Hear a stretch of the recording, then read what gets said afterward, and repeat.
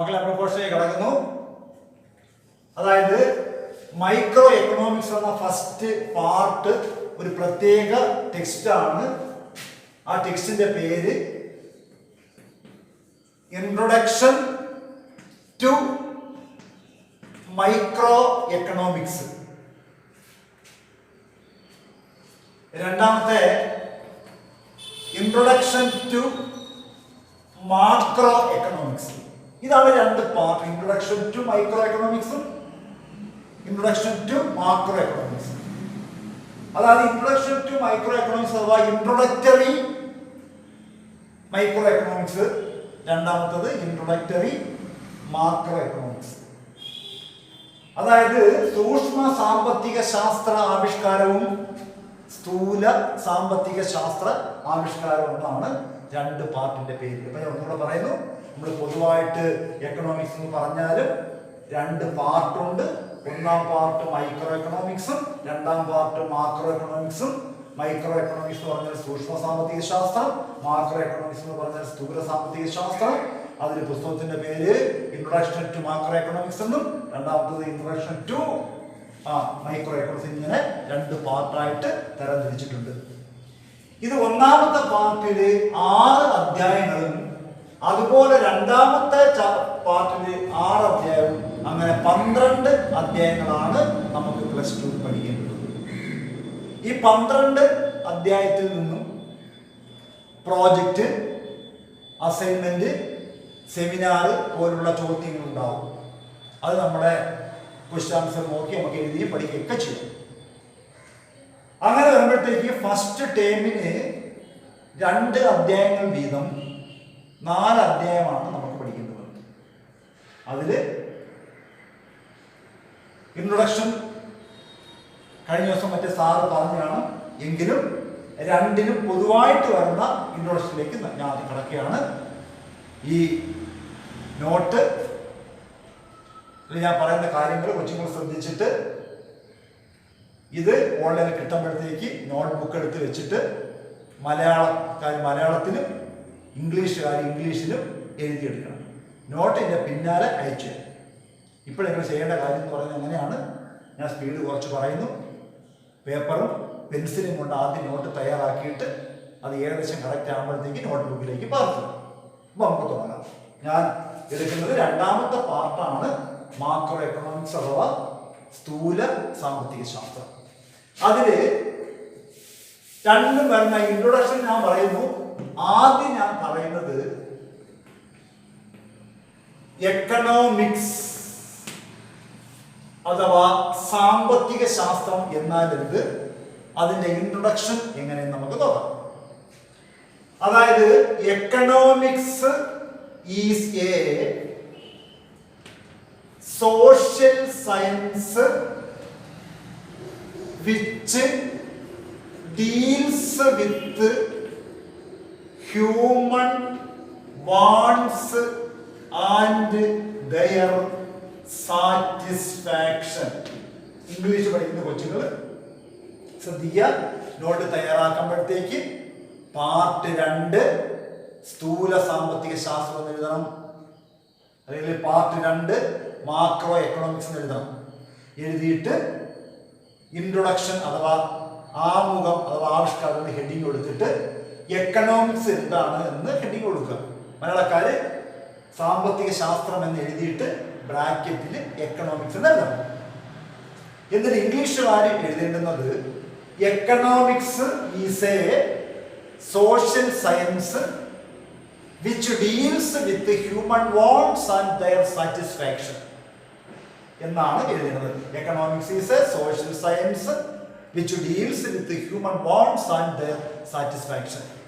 English പഠിക്കുമ്പോൾ മലയാളത്തിലെ കുഞ്ഞുങ്ങൾ പഠിക്കുന്നത് എഴുതുന്നതും മനുഷ്യന് ആവശ്യമായിട്ടുള്ളതും അവന് സമ്പത്ത് നേടിക്കൊടുക്കുന്നതും ധനത്തെക്കുറിച്ച് പ്രതിപാദിക്കുന്നതുമായ ശാസ്ത്രത്തെ പറയുന്ന പേരാണ് സാമ്പത്തിക ശാസ്ത്രം. ഒന്നുകൂടെ പറയുന്നു, മനുഷ്യന് ആവശ്യമായിട്ടുള്ളതും അവന് സംതൃപ്തി നേടിക്കൊടുക്കുന്നതും ധനത്തെക്കുറിച്ച് പ്രതിപാദിക്കുന്നതുമായ അല്ലെങ്കിൽ പഠിക്കുന്നതുമായ ശാസ്ത്രത്തെ സാമ്പത്തിക ശാസ്ത്രം അഥവാ എക്കണോമിക്സ് എന്ന് പറയുന്നു. ഇവിടെ economics is a social science which deals with human wants and their satisfaction. ഇവിടെ ഹ്യൂമൻ വാണ്ട്സ്, നമുക്കറിയാം വാണ്ട്, WAND, വാണ്ട് ആവശ്യം, നീഡ് അത്യാവശ്യം, നെസസിറ്റീസ് അതിലേറെ ആവശ്യം. ഇങ്ങനെ ഓരോ വാക്കുകളും ആവശ്യത്തിന് വേണ്ടി നമ്മൾ ഉപയോഗിക്കുന്നതാണ്. അത് ഓരോ സാഹചര്യം അനുസരിച്ച് ആ വാക്കുകളുമാണ്. ഒരു പേന വേണം, I want A pen.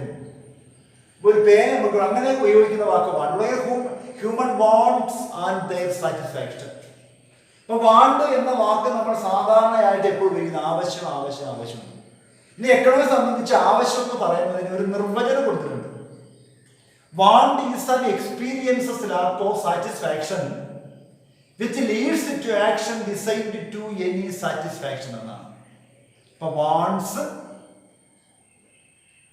is an experience's lack of satisfaction which leads to action designed to any satisfaction. അതായത് സംതൃപ്തി നേടിയെടുക്കാൻ ഉദ്ദേശിച്ചുകൊണ്ട് നമ്മളൊരു പ്രവൃത്തി ചെയ്യുമ്പോൾ സംതൃപ്തി കിട്ടാത്ത അവസ്ഥയെ പറയുന്ന പേരാണ് ആവശ്യം. ഇപ്പൊ സംതൃപ്തി കിട്ടാൻ ഉദ്ദേശിച്ചുകൊണ്ട് ഒരു പ്രവൃത്തി ചെയ്യുമ്പോൾ സംതൃപ്തി ലഭിക്കാത്ത അവസ്ഥയാണ് വാണ്ട് അഥവാ ആവശ്യം. നിങ്ങൾക്ക് അറിയാൻ പറ്റും, നമ്മളൊരു പ്രവൃത്തി ചെയ്യുമ്പോൾ നമുക്കതിന് സംതൃപ്തി കിട്ടണം. വീട്ടിൽ തന്നെ നമ്മൾ ജോലിയൊക്കെ ചെയ്യുന്നു, നമ്മൾ ചെയ്യുന്ന എല്ലാ ജോലിയും വീട്ടുകാർക്ക് കുറ്റമായി തോന്നിയാൽ നമുക്ക് ഒരു സംതൃപ്തി കിട്ടില്ല. നമ്മൾ ചെയ്യുന്ന ജോലി മോശമാണെങ്കിൽ പോലും വീട്ടുകാർ നമ്മൾ ചെയ്യുന്ന ജോലി കൊള്ളാം, ഇങ്ങനെ വേണമെന്ന് പറയുമ്പോൾ ഉണ്ടാകുന്ന സംതൃപ്തി, അതാണ് നമ്മൾ ആവശ്യപ്പെടുന്നത്, നമ്മൾ ആഗ്രഹിക്കുന്നത്. മനസ്സിലായല്ലേ? Want is an experience lack of satisfaction which leads to action designed to any satisfaction എന്ന് മനസ്സിലാക്കി വയ്ക്കുക. അപ്പോൾ പിന്നെ പഠിക്കാം. ഇപ്പോൾ economics is a social science which deals with human wants and their satisfaction.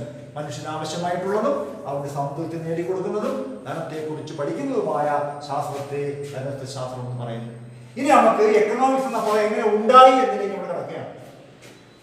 നമുക്ക് the term economics is derived from the Greek word oikonomia, oikonomia, oikonomia, which means household, HOUSEHOLD, household.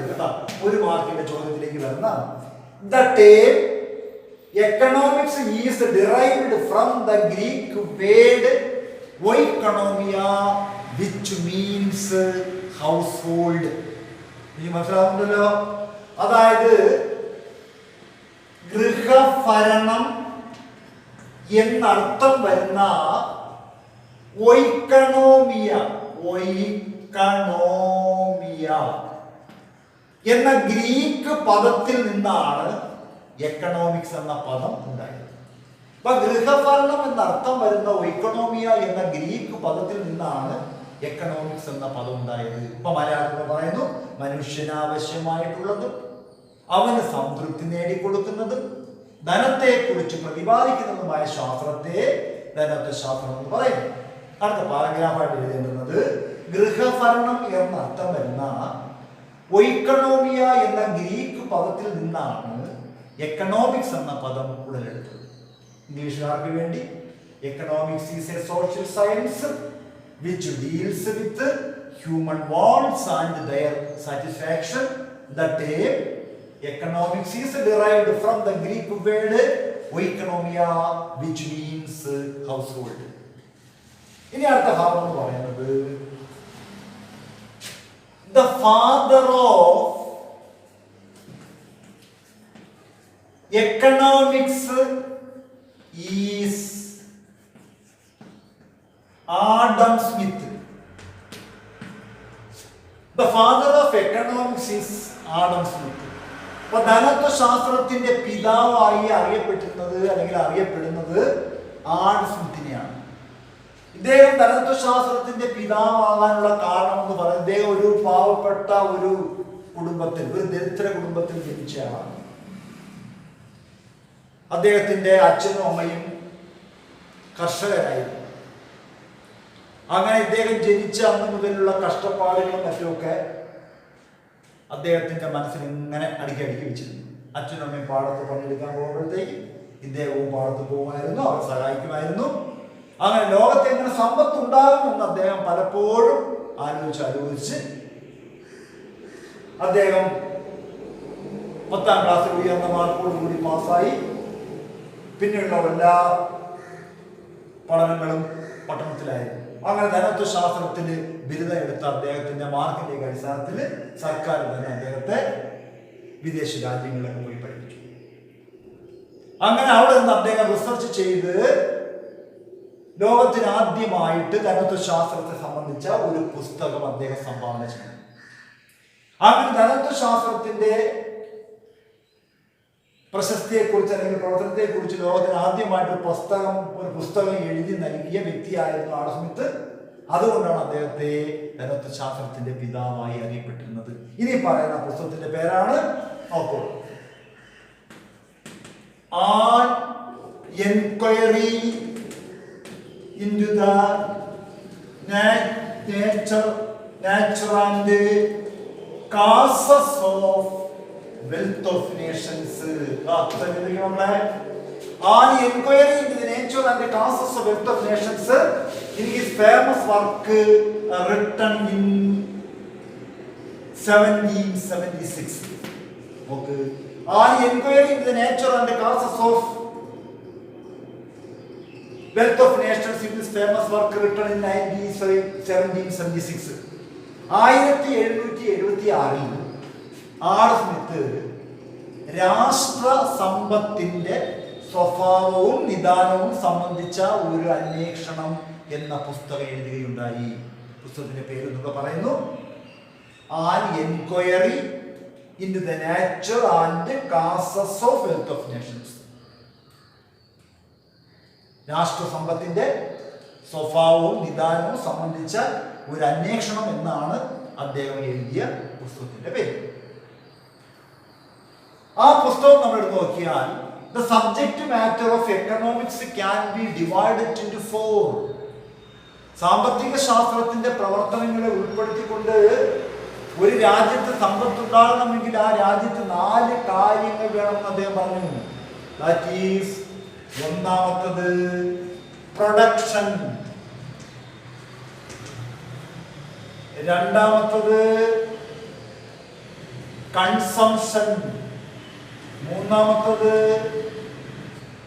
Exchange, നാലാമത്തത് distribution. അപ്പൊ production, consumption, exchange and distribution are the 4 important concept of A country. ഒരു രാജ്യത്തിന്റെ സങ്കല്പങ്ങൾ എന്ന് പറയുന്നത് ആ രാജ്യത്ത് 4 പ്രവർത്തനങ്ങളാണ്. ഒന്നാമത് പ്രൊഡക്ഷൻ അഥവാ ഉൽപാദനം, 2 കൺസംഷൻ അഥവാ ഉപഭോഗം, 3 കൈമാറ്റം അഥവാ എക്സ്ചേഞ്ച്, ലാസ്റ്റ് ഡിസ്ട്രിബ്യൂഷൻ അഥവാ വിതരണം. ഈ 4 കാര്യങ്ങൾ ഉണ്ടെങ്കിൽ മാത്രമേ ഒരു രാജ്യത്തിന് ഉയർന്നു വരാൻ കഴിയൂ എന്ന് അദ്ദേഹം തന്റെ വെൽത്ത് ഓഫ് നേഷൻ എന്ന പുസ്തകത്തിൽ വിവരിക്കുകയുണ്ടായി. ഈ 4 ഡെഫിനിഷൻ നമ്മൾ 4 അധ്യായങ്ങളായിട്ട് പഠിക്കും. അത് ഇത് ഏതെങ്കിലും ഒരെണ്ണം നമ്മളെ പബ്ലിക് പരീക്ഷയ്ക്ക് പ്രതീക്ഷിക്കും. Production, consumption, exchange, distribution. നമ്മൾ ഓരോ ചാപ്റ്റർ പഠിക്കുമ്പോഴും ഞാൻ പഠിപ്പിക്കുന്ന ഭാഗത്ത് ആദ്യം പഠിക്കേണ്ടത് പ്രൊഡക്ഷനെ കുറിച്ചിട്ടാണ്. അപ്പം ഇന്ന് പഠിപ്പിച്ച കാര്യം ഒന്നുകൂടെ പറഞ്ഞിട്ട് നമുക്ക് അടുത്ത ഭാഗത്തേക്ക് കടക്കുന്നു. അപ്പൊ ഞാൻ ഒന്നുകൂടെ പറയുന്ന പോലെ ആദ്യം പോലെ ശ്രദ്ധിക്കുക. നമ്മളെ എക്കണോമിക്സ് ആണ്, 2 പാർട്ടുണ്ട്. Part 1 micro economics, part 2 macro economics. അതിലെ ഇൻട്രൊഡക്ഷൻ ആണ് ഞാൻ പറഞ്ഞു വരുന്നത്. Economics is a social science which deals with the human wants and their satisfaction. The term economics is derived from the Greek word oikonomia, which means household. The father of economics is Adam Smith. On inquiry into the nature and the causes of wealth of nations in this famous work written in 1776. മലയാളക്കാർക്ക് വേണ്ടി പറയുന്നു, സാമ്പത്തിക ശാസ്ത്രം മനുഷ്യന് ആവശ്യമായിട്ടുള്ളതും അവന് സംതൃപ്തി നേടിക്കൊടുക്കുന്നതും ധനത്തെക്കുറിച്ച് പ്രതിപാദിക്കുന്നതുമായ ശാസ്ത്രത്തെ ധനത്വശാസ്ത്രം എന്ന് പറയുന്നു. ഗൃഹഭരണം എന്നർത്ഥം വരുന്ന ഒയിക്കണോമിയ എന്ന ഗ്രീക്ക് പദത്തിൽ നിന്നാണ് എക്കണോമിക്സ് എന്ന പദം ഉണ്ടായത്. ധനത്വശാസ്ത്രത്തിന്റെ പിതാവാണ് ആഡംസ്മിത്ത്. അദ്ദേഹം 1776 രാഷ്ട്രസമ്പത്തിന്റെ സ്വഭാവവും നിദാനവും സംബന്ധിച്ച ഒരു അന്വേഷണം എന്ന പുസ്തകം എഴുതിയുണ്ടായി. ഈ പുസ്തകത്തിൽ ഒരു രാജ്യത്ത് സമ്പത്ത് ഉണ്ടാകണമെങ്കിൽ ആ രാജ്യത്ത് 4 കാര്യങ്ങൾ എപ്പോഴും ഉണ്ടായിരിക്കണം. 1 പ്രൊഡക്ഷൻ ഉൽപാദനം, 2 കൺസംഷൻ ഉപഭോഗം, 3 എക്സ്ചേഞ്ച് കൈമാറ്റം, 4 ഡിസ്ട്രിബ്യൂഷൻ അഥവാ വിതരണം. മനസ്സിലായല്ലോ കുഞ്ഞുങ്ങളെ? ഇത് വെച്ചുകൊണ്ട് അപ്പം പേപ്പറിൽ എഴുതി പഠിക്കും, നോട്ട് പിന്നെ നോക്കി. ഇനി നമുക്ക് എൻ്റെ ബാക്കി ഭാഗത്തേക്ക് നമുക്ക് കിടക്കാം. ശ്രദ്ധിക്കാം, മനസ്സിലാവുന്നെങ്കിൽ പിന്നെ നമുക്ക് കുറച്ചുകൂടി വിവരിക്കാം. ഇനി അടുത്ത നമുക്ക് ഇതിനകത്ത് പഠിക്കേണ്ടുന്നത് നേരത്തെ ഞാൻ പറഞ്ഞതുപോലെ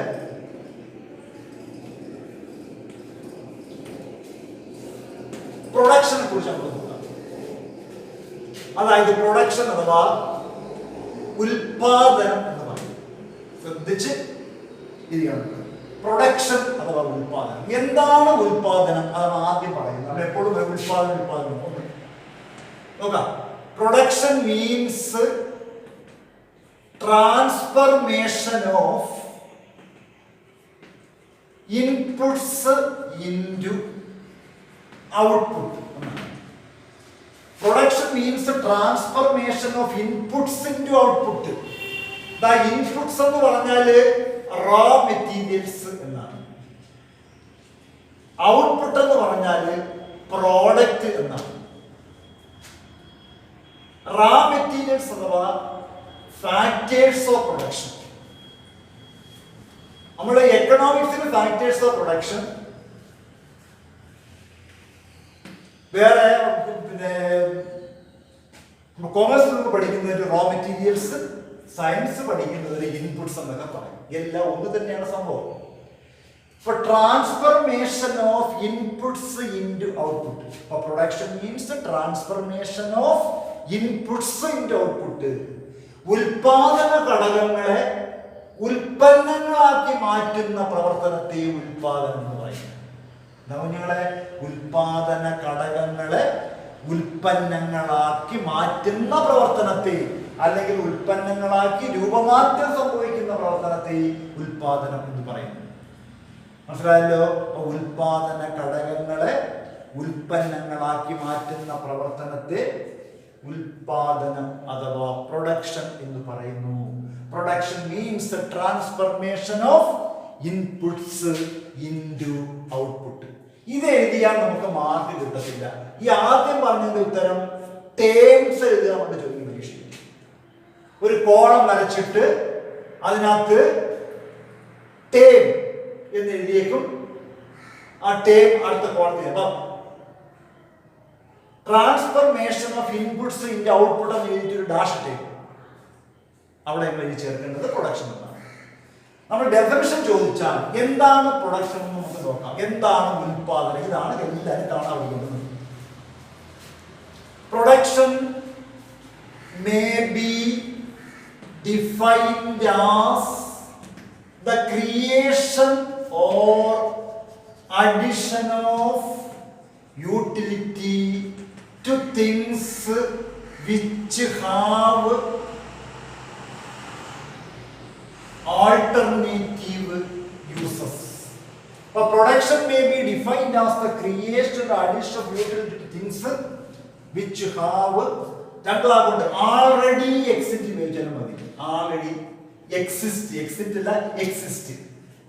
But production may be defined as the creation or addition of utility to things which have already exist എന്നാണ് നമ്മൾ എഴുതുന്നത്. നമുക്ക് ഒരു മാർക്ക് അപ്പോഴേ കിട്ടും.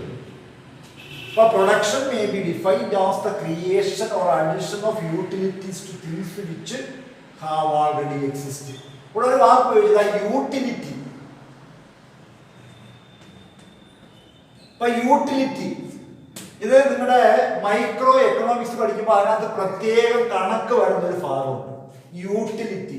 അതിന് മലയാളം എന്ന് പറഞ്ഞാല് ഉപയുക്തത എന്നാണ്. ഉപയുക്തത, യൂട്ടിലിറ്റി അല്ല യൂസ്ഫുൾനെസ് എന്ന് പറയും, utility.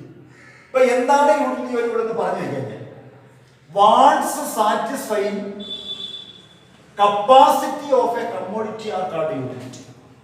Wants satisfying capacity of a commodity are called utility എന്ന് പറഞ്ഞാൽ ആവശ്യം നിറവേറ്റാനുള്ള ഒരു സാധനത്തിന്റെ കഴിവാണ് അതിന്റെ ഉപയുക്തത പറയും. ആവശ്യം നിറവേറ്റാനുള്ള ഒരു സാധനത്തിന്റെ കഴിവ്.